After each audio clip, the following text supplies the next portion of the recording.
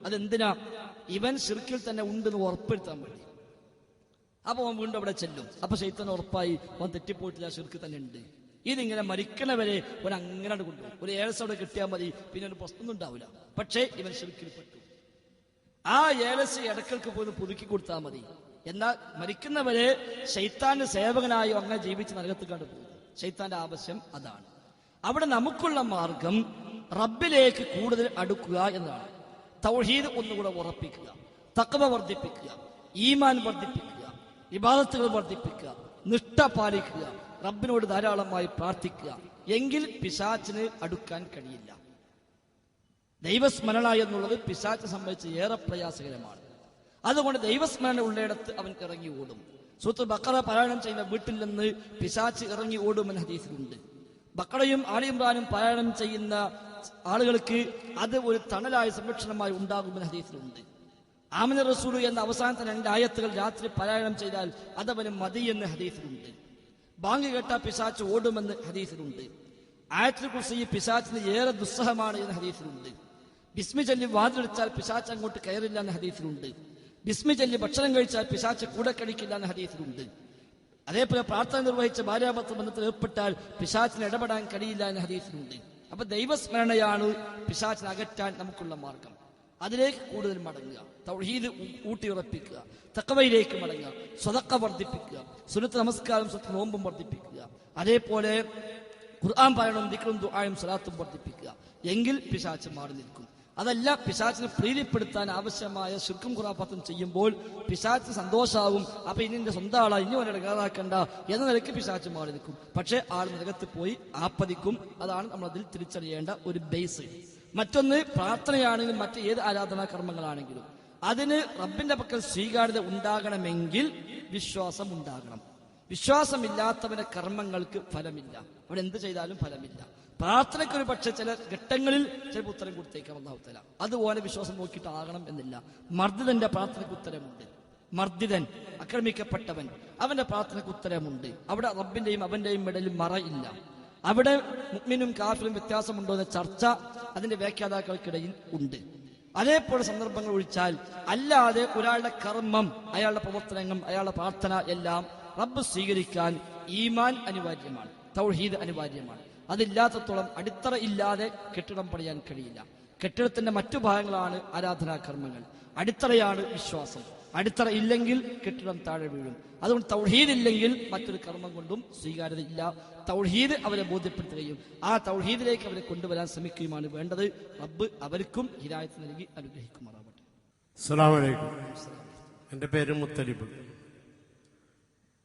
വീട് ചന്ദ്രാപിൽ.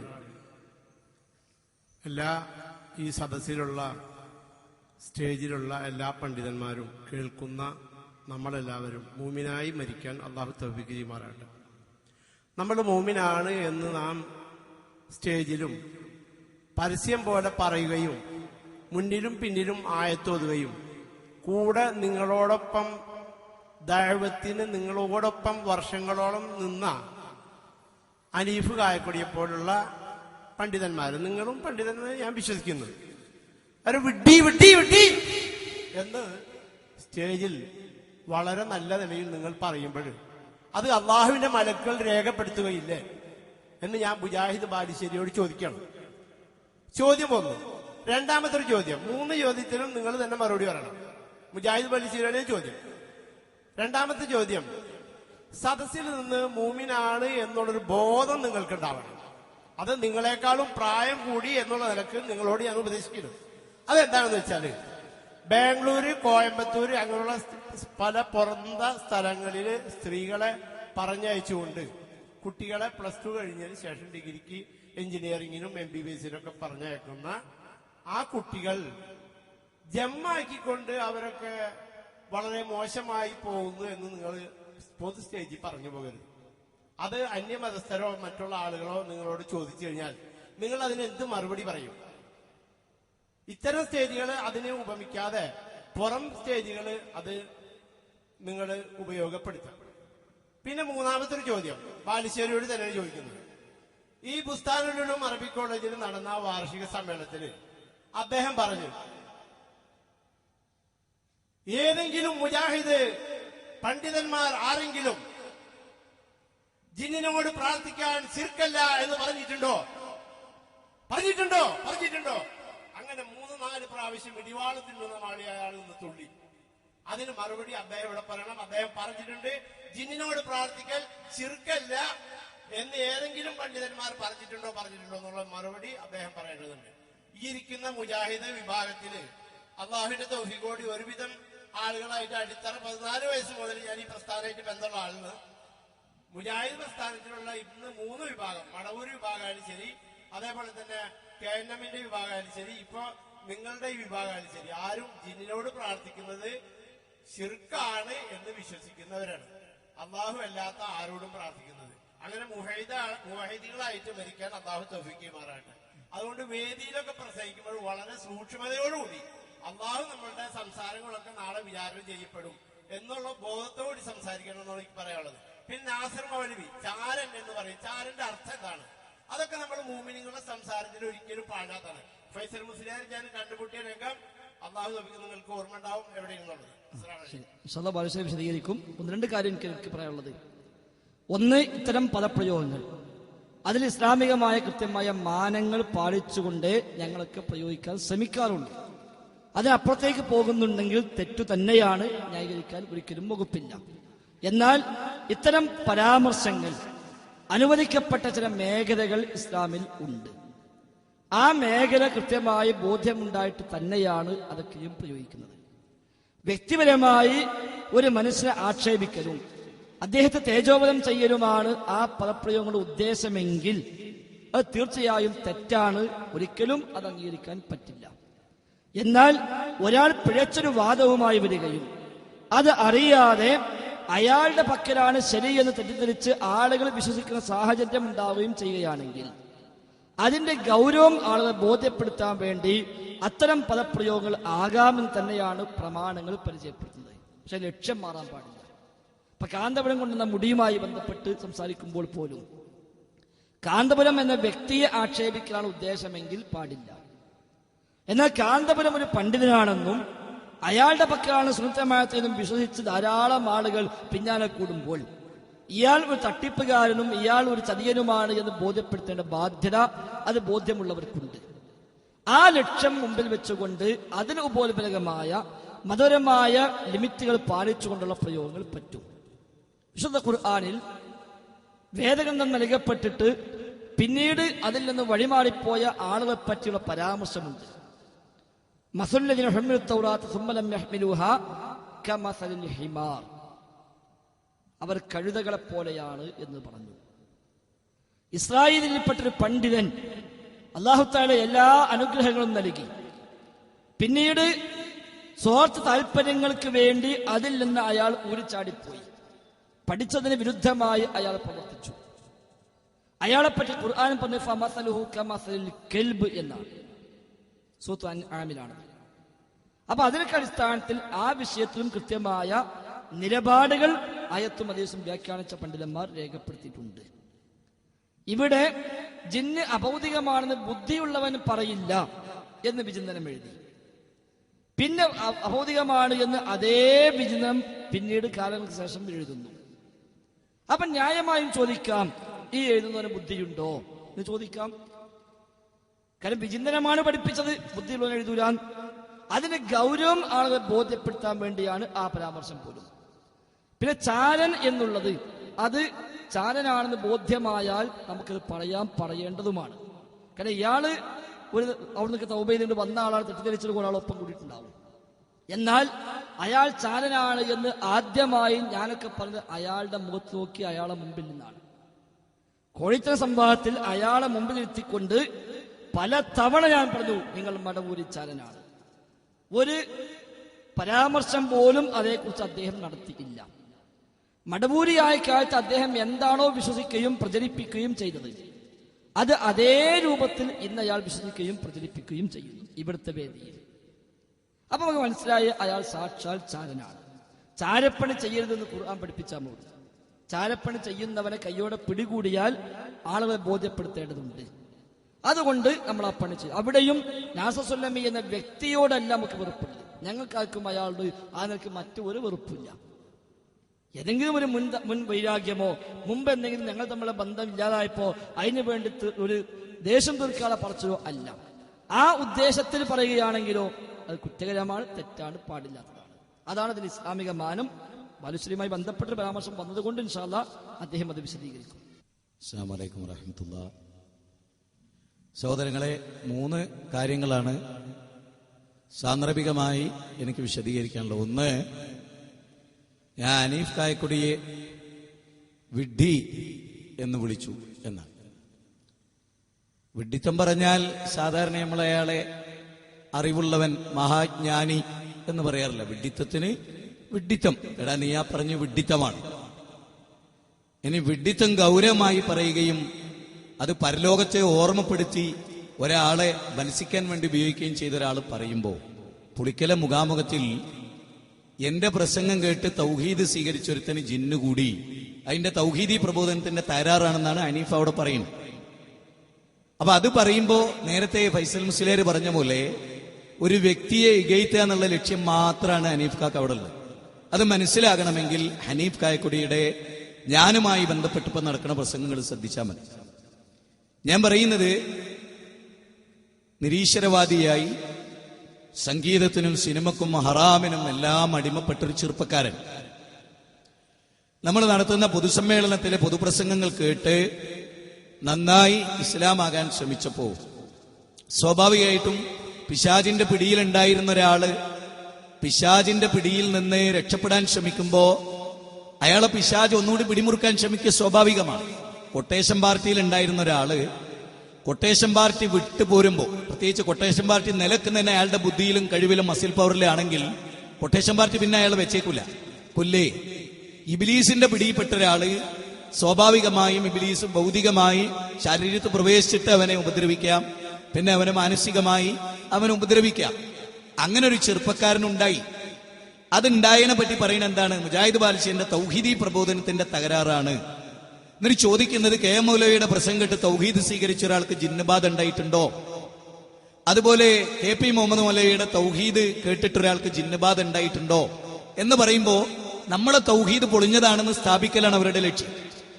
ആ ലക്ഷ്യം മാത്രമല്ല, അവര് നമ്മളെ മുശ്രിക്കായി തന്നെയാണ് അവതരിപ്പിക്കുന്നത്. നമ്മൾ ശിർക്ക് ചെയ്യുന്നവരാണ്, നെല്ലിക്കുത്ത് ഇസ്മായിൽ മുസ്ലിയാരേക്കാൾ കഷ്ടമാണ്, അതുപോലെ തന്നെ അമ്രുബിൻ ലുഹൈനേക്കാൾ വലിയ ആളുകളാണ് എന്ന് പറഞ്ഞിട്ട് ബിംബാരാധന തുടങ്ങിയ ആളുകളുടെ പേര് പറഞ്ഞുകൊണ്ടാണ് ഹനീഫ് കായക്കൊടി ജാമ്യയിൽ പ്രസംഗിച്ചത്. ബഹുമാനനായ പ്രായം ചെന്ന എന്റെ പിതാവിന്റെ പ്രായമുള്ള നിങ്ങൾക്ക് കക്ഷിത്വമാണ് എന്ന് വിമർശിക്കാനുള്ള പ്രേരണ. കാരണം ഞാൻ വളരെ ക്ലിയറായി പറയാം, അള്ളാഹു അല്ലാത്തവരോട് പ്രാർത്ഥിക്കാം എന്ന് പറയുന്നവർ ഈ സംഘടനയിലുണ്ട് എന്ന് ടി.പി.യുടെ 5 ക്ലിപ്പിംഗ് ആണ് ഞങ്ങൾ മുമ്പ് ഇവിടെ ഇട്ട്. 5 ക്ലിപ്പിംഗ്. അതായത് ഞങ്ങൾ ശിർക്ക് പറയുന്നു, ആരെ പോലെ, പേരോടിനെ പോലെ, അതുപോലെ തന്നെ ഇവിടുത്തെ കാന്തപുരം ടീമിനെ പോലെ ശിർക്കിന്റെ പ്രചാരകരാണ്. അതിൽ അദ്ദേഹത്തിന് വേദനയൊന്നും ഉണ്ടായില്ല. മാത്രമല്ല, അദ്ദേഹം വിമർശിച്ചാൽ ഞാൻ വിഡ്ഢിന്ന് വിളിച്ച ആള് അന്നും ഇവിടെ ശിർക്ക് പ്രചരിപ്പിച്ചിരുന്നു ഖുറാഫികള്. അവർക്ക് മറുപടി കൊടുക്കാൻ വിളിച്ച സദസ്സിലാണ് ഫോൺ ഓഫാക്കിയിട്ട് വിട്ട് കിടന്നുറങ്ങി സംഘാടകരെ വേദനിപ്പിച്ച്. ആ ആളുകളാണ് ജീവിതത്തിൽ ഒരൊറ്റ ദിവസം പോലും വിശ്രമിക്കാത്ത മുവഹിദുകളെ മുശ്രിക്കുകളായും ശിർക്കിന്റെ പ്രചാരകരായി അവതരിപ്പിച്ച്. ഞങ്ങൾക്ക് വേദനയുണ്ട്. ഞങ്ങളെ മുശ്രിക്കുകളെന്നും ശിർക്കിന്റെ പ്രചാരകരെന്നും അബൂജഹലിനേക്കാൾ കഷ്ടമാണെന്നും ഞാൻ പറയാം. ഞാൻ കൈ കൊടുത്ത നല്ലൊരു മുജാഹിദ് എന്റെ കൈ തട്ടി പറഞ്ഞ മുജാഹിദ് ബാലുശ്ശേരി മരിച്ചു. ഇപ്പൊ ജിന്നിനെ വിളിക്കുന്ന മുജാഹിദ് ബാലുശ്ശേരി എവിടെ ഉള്ളത്? നിങ്ങളും സമ്മതിച്ചു അങ്ങനെ വിളിക്കുന്ന ആരും ഇവിടെ ഇല്ല. അപ്പൊ അവരുടെ പ്രചരണം അതാണ്, അതിൽപ്പെട്ട വിഡ്ഢിത. അതുകൊണ്ടാണ് ഞാൻ ചോദിച്ചത്, മഹാനായ മൂസാ നബിയുടെ പ്രസംഗം കേട്ട് അതിൽ നിന്ന് തൗഹീദ് സ്വീകരിച്ച് ഹാറൂൻ നബി നോക്കി നിൽക്കെ ശിർക്ക് ചെയ്തൊരു സമൂഹത്തിന്റെ പിക്ചർ ഖുർആൻ പറയുന്നുണ്ട്. അത് പറഞ്ഞിട്ട് ഹാറൂൻ നബീനെ കുറ്റപ്പെടുത്തുവോ? ഹാറൂൻ നബിക്ക് കുഴപ്പാണെന്ന് പറയോ? മൂസാ നബിയുടെ തൗഹീദ് കുഴപ്പാണെന്ന് വിഡ്ഢിയായ ഹനീഫ പറയോ? ഞാൻ വീണ്ടും ചോദിക്കുന്നു. അതുകൊണ്ട് അയാൾ വിഡ്ഢിയാന്ന് പറഞ്ഞു. ഇസ്ലാമിന്റെ ബാലപാഠം അറിയാതെ വ്യക്തിവിരോധം വെച്ച് വിമർശിച്ചതിന്റെ പേരിലാണ് വിഡ്ഢി എന്ന് വിളിച്ച്. ഒരു കുറ്റബോധം എനിക്കിപ്പോഴും ഇല്ല. കാരണം നിങ്ങൾ ആ പ്രസംഗം കേൾക്കണം, നിങ്ങൾ ആ വിഷയം പഠിക്കണം. അതുകൊണ്ടാണ്. മാത്രമല്ല, എന്നെ മണിയച്ചൻ എന്നാണ് അനസ് വിളിച്ചത്. മണിയച്ചൻ എന്ന് വിളിച്ചിട്ട് ഏറ്റവും വൃത്തികെട്ട ഒരാള് ഇവിടെ കോടതി വിലക്കിയിട്ടുള്ള ഒരാളുടെ പേര് പറഞ്ഞുകൊണ്ടാണ് എന്റെ വിഷയത്തിൽ പ്രസംഗിച്ചിട്ടുള്ളത്. ബാലൻ എന്നാണ് എന്നെ അവരിൽ കൂട്ടത്തിൽ പല്ലും വിളിക്കുന്നത്, ഇപ്പോഴും വിളിക്കുന്നത്. എന്റെ പേര് മുജാഹിദ് എന്നാണ്, എല്ലാവർക്കും അറിയാം. എന്നെ ബാലൻ എന്ന് വിളിക്കുന്നു, വേറൊരു അമുസ്ലിമിന്റെ പേര് വിളിക്കുന്നു. ഇതൊന്നും യാതൊരു പ്രശ്നവുമില്ല. അപ്പൊ അതിന്റെ അപ്പുറത്തുപ്പുറത്ത് ഈമാൻ പറയുന്നതിൽ കുഴപ്പമില്ല. മൈക്ക് കെട്ടിയിട്ട് ഇല്ലാത്ത പച്ച നുണ പറയാം, ശിർക്കിന് കൂട്ടുന്നെന്ന് പറയാം, ശിർക്കുള്ള ആളുകളാ വരുമെന്ന് പറയാം, ഇവരെ തുടരാൻ പാടില്ല എന്ന് പറയാം, ഇവരെ വീട്ടിൽ നിന്ന് പുറത്താക്കണം എന്ന് പറയാം, ഈ മുശ്രിക്കുകൾക്ക് പെണ്ണെട്ടിച്ചു കൊടുക്കരുതെന്ന് പറയാം. അതിലൊന്നും ഒരു കുഴപ്പമില്ലല്ലേ കാക്ക? അപ്പൊ വസ്തുത നീതിബോധത്തോടുകൂടി വിലയിരുത്തണം എന്നാണ് ഞാൻ ഈ സന്ദർഭത്തിൽ ഒന്ന് പറയും. രണ്ടാമത്തെ കാര്യം, ബാംഗ്ലൂരിലും കോയമ്പത്തൂരിലും നിന്ന് നമ്മുടെ നാട്ടിൽ നടക്കുന്ന തിന്മ.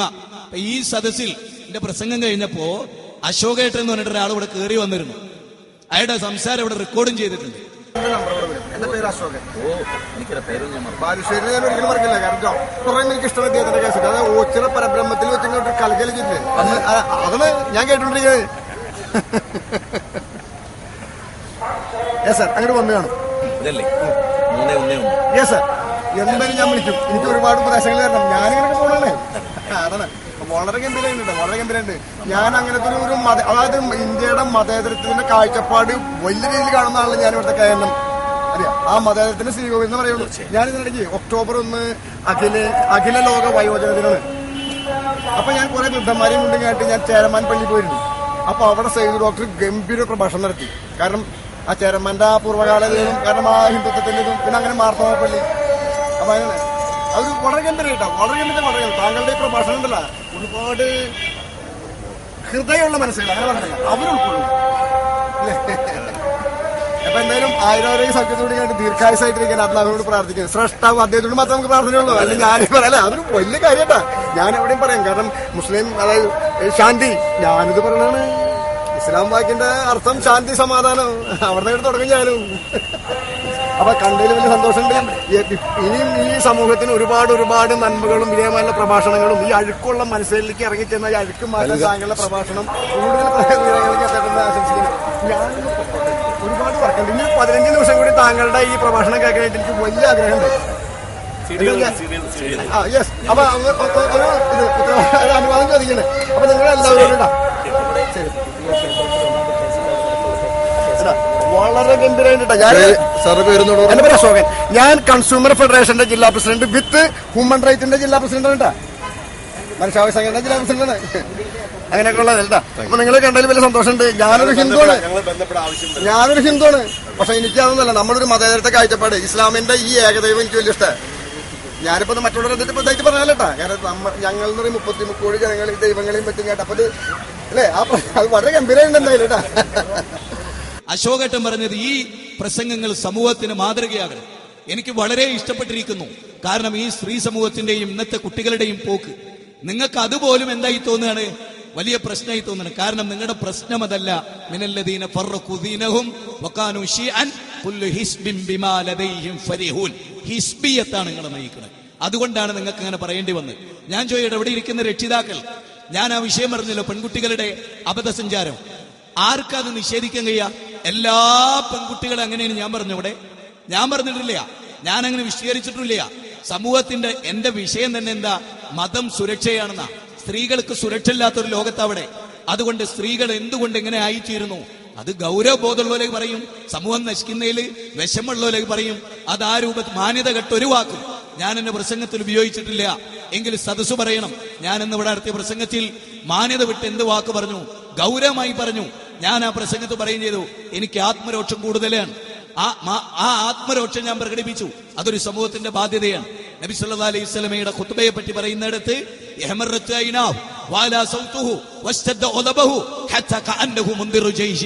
ഇവിടെ പെൺകുട്ടികളെ വിവാഹത്തിന് മുമ്പ് ഗർഭിണികളാവുന്നു 3-4 തവണ. ഇക്കാക്ക് അതൊന്നും ശ്രദ്ധിക്കുന്നുണ്ടാവില്ല. അത് ശ്രദ്ധിക്കുന്ന യുവാക്കൾക്കിടയിൽ പ്രവർത്തിക്കുന്ന ഞങ്ങൾക്ക് മീഡിയകളിൽ ലോകത്തും നടക്കുന്ന തിന്മകൾ അറിയാം. അത് ബോധവൽക്കരിച്ചു. അതിലൊരു തെറ്റുണ്ടായി എന്ന് എനിക്ക് തോന്നിയിട്ടില്ല. പിന്നെ കയ്പമംഗലം ബുസ്താനുൽ ഉലൂമില് ഞാൻ നടത്തിയ പ്രസംഗം, എന്നെ പുറത്താക്കാൻ ചട്ടവട്ടം അബ്ദുറഹ്മാൻ സലഫി നേതൃത്വം നൽകിയ മൂപ്പർക്ക് ക്ഷീണം തട്ടിച്ച പ്രസംഗം. ആ വിഷയത്തിൽ ഞാൻ ചോദിച്ചിരുന്നു, ഇവിടെ സമസ്തക്കാര് റസൂലിനെ വിളിക്കുന്നുണ്ട്, റസൂലിനെ വിളിച്ച് പ്രാർത്ഥിക്കുന്ന ക്ലിപ്പിംഗ് നമുക്കിടാം, മുജാഹിദുകൾ ജിന്നിനെ വിളിക്കുന്ന ഒരു ക്ലിപ്പിംഗ് ഉണ്ടാവുമോ? അതിനെന്താ കുഴപ്പം? ആ ചോദ്യം ഇന്നും മുഴങ്ങുന്നു. ഓരോ KNM നേതാക്കന്മാരും ഉറക്കത്ത് ഞെട്ടിയടിക്കുന്നതിന്റെ ആ ചോദ്യത്തിലാണ് ഇപ്പോഴും ഇന്നും. അല്ലാന്ന് തെളിയിക്കാൻ പറ്റുമോ? ഈ പാലപ്പെട്ടിയിലും ഈ ബുസ്താനിലും നടന്ന ആ പ്രസംഗം തന്നെയാണ് ആളുകൾക്ക് വിളിച്ചുണ്ടാക്കി. അഹങ്കാരത്തോടൊരു പറയല്ല, ഞങ്ങൾക്ക് ഒരുപാട് ത്യാഗം അനുഭവിച്ചിട്ടുണ്ട്. അങ്ങനെ ഞങ്ങളെ മുശ്രിക്കാക്കുന്നതിൽ നിങ്ങൾക്ക് ഫീലിംഗ് ഇല്ല, ഞങ്ങളെ കാഫിറാക്കുന്നതിൽ നിങ്ങൾക്ക് ഫീലിംഗ് ഇല്ല, ഞങ്ങൾ അന്ധവിശ്വാസികളാക്കുന്ന നിങ്ങൾക്ക് ഫീലിംഗ് ഇല്ല, ഞങ്ങളെ തുടരുത് എന്ന് പറയുന്നതിൽ നിങ്ങൾക്ക് ഫീലിംഗ് ഇല്ല, ഞങ്ങളടിച്ചു പള്ളിയിൽ നിന്ന് പുറത്താക്കുന്നതിൽ നിങ്ങൾക്ക് ഈ ആത്മരോക്ഷല്ല, ഈ മഹാതിന്മകൾ നടക്കുന്നിടത്ത് ആത്മരോക്ഷല്ല. പിന്നെ ഞാനൊരു തിന്മയെ ഇത്തിരി സ്ട്രോങ് ആയി പറഞ്ഞതിലാണ് നിങ്ങൾക്ക് തിന്മയെങ്കിൽ വിലയിരുത്തണം. ഈ വിശദീകരണത്തിലും എന്റെ ആത്മരോക്ഷമാണ്, അതെന്റെ വ്യക്തിത്വത്തിന്റെയും എന്റെ ഭാഗത്തിന്റെയും ഭാഗമാണ്. ഉമറും അബൂബക്കറും തമ്മിൽ വ്യത്യാസമുള്ള പോലെ. അസ്സലാമു അലൈക്കും.